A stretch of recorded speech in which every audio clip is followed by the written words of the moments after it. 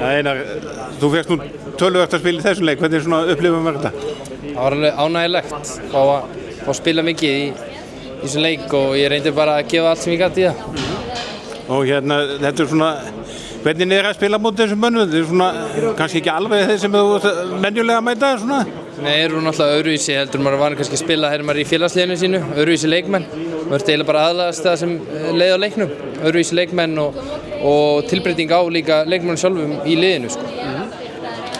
Þannig að svona þetta var svona svolítið tregt framan af en gekk þeir áleið. Við þurftum bara aðeins að hitna upp og hrista seinasta leik á okkur og fá sjálfstöðst aftur og þá var þetta bara smurt. Og vörnin gekk vel og hérna lengst af og Gísli náttúrulega í bannastuði. Gísli er alltaf í bannastuði, hann er frábær og vörnin þeir voru rosalega, vörnin er bara svo góð að ég næ léttilega að koma mér inn í það þegar ég með það í kringum mig þessar liðsfélaga og gekk bara upp.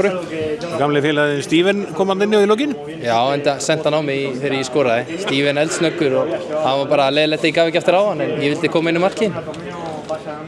En svona, þetta er búið og hérna í bili og hérna, en svona skemmtilegt að koma inn í þetta. Þetta er ekki búið fyrir 10 kvöld. Þessi leikur er búinn, minna ég? Já, þessi leikur er búinn, nákvæmlega, þannig að sjáum bara hvað gerist. Þú verður bara að bíða í 2 leiki? Já, nákvæmlega, bíða og sjá.